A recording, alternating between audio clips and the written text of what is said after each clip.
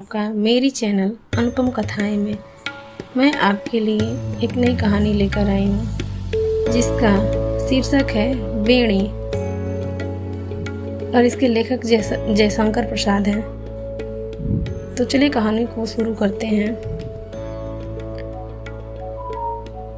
बाबूजी, एक पैसा। मैं सुनकर चौंक पड़ा। कितनी कारुणिक आवाज़ थी। देखा तो एक 9-10 बरस का लड़का अंधे की लाठी पकड़े खड़ा था। मैंने कहा, सूरदास, यह तुमको कहाँ से मिल गया? अंधे को अंधा न कहकर सूरदास के नाम से पुकारने की चाल मुझे भली लगी। इस संबोधन में उस दीन के अभाव की ओर सहानुभूति और सम्मान की भावना थी, व्यंग न था। उसने कहा, बाबूजी, यह मेरा लड़का है, उस अंधे की लकड़ी है। इसके रहने से पेट भर खाने को मांग सकता हूँ और दबने कुचलने से भी बच जाता हूँ। मैंने उसे इकन्नी दी।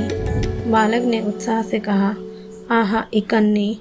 बूढ़े ने कहा, दाता जुग जुग जियो।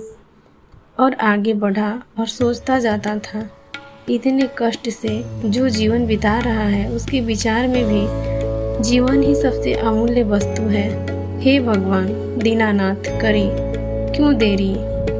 दशाश्वमेध की ओर जाते हुए मेरे कानों में एक प्रौढ़ स्वर सुनाई पड़ा। उसमें सच्ची विनय थी, वही जो तुलसीदास की विनय पत्रिका में ओतप्रोत है। वही आकुलता, सानिध्य की पुकार, प्रबल पहाड़ से व्यथित की कराह, मोटर की दम भरे भीषण भोग में विलीन होकर वे वायुमंडल में तीरने लगी। मैं अवाक होकर देखने लगा। वही बूढ़ा किंतु आज अकेला था।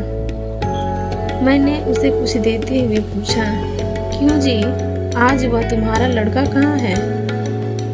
बाबूजी, भीख से कुछ पैसा चुरा कर रखता था, वही लेकर भाग गया। न जाने कहाँ गया। उन फूटी आंखों से पानी बहने लगा। मैंने पूछा, उसका पता नहीं लगा? कितने दिन हुए? लोग कहते हैं कि वह कलकत्ता भाग गया। उस नटखट लड़के पर क्रोध से भरा हुआ मैं घाट की ओर बढ़ा। वहाँ एक व्यास जी श्रवण चरित्र की कथा कह रहे थे। मैं सुनते सुनते उस बालक पर अधिक उत्तेजित हो उठा। देखा तो पानी की कल का धुआं पूरे के आकाश में अजगर की तरह फैल रहा था। कई महीने बीतने पर चौक में वही बूढ़ा दिखाई पड़ा। उसकी लाठी पकड़े वही लड़का अकड़ा हुआ खड़ा था। मैंने क्रोध से पूछा, क्यों बे, तू अंधे पिता को छोड़कर कहाँ भाग गया था? वह मुस्कुराते हुए बोला, बाबूजी, नौकरी खोजने गया था। मेरा क्रोध उसकी कर्तव्य बुद्धि से शांत हुआ। मैंने उसे कुछ देते हुए कहा, लड़के, तेरी यही नौकरी है, तू अपने बाप को छोड़कर ना भागा कर। बुढ़ा बोल उठा, बाबूजी, अब यह नहीं भाग सकेगा, इसके पैरों में बेड़ी डाल दी है। मैंने घृणा और आश्चर्य से देखा। सचमुच उसके पैरों में बेड़ी थी।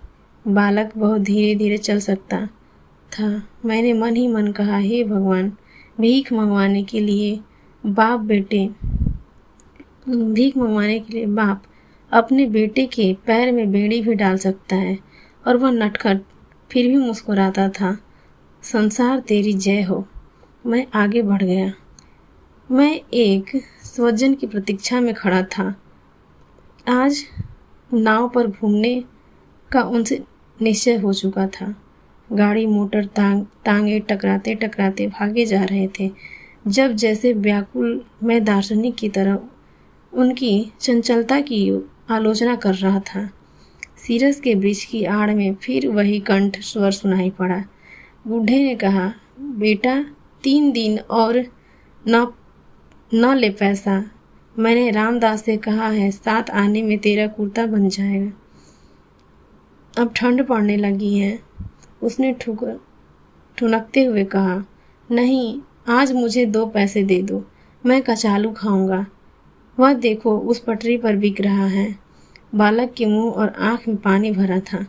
दुर्भाग्य से बूढ़ा उसे पैसा नहीं दे सकता था।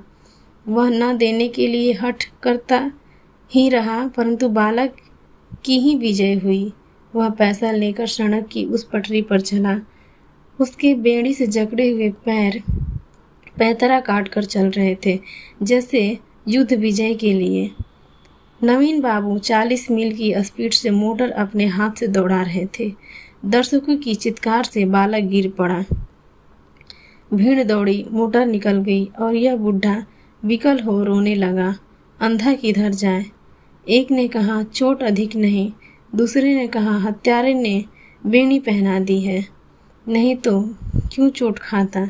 बूढ़े ने कहा काट दो बेड़ी बाबा, मुझे न चाहिए। और मैंने हत बुद्धि होकर देखा कि बालक के प्राण पखेरु अपनी बेड़ी काट चुके थे। दोस्तों, आज की कहानी आपको कैसी लगी प्लीज़ कमेंट बॉक्स में ज़रूर बताइएगा और चैनल को सब्सक्राइब करें, लाइक करें।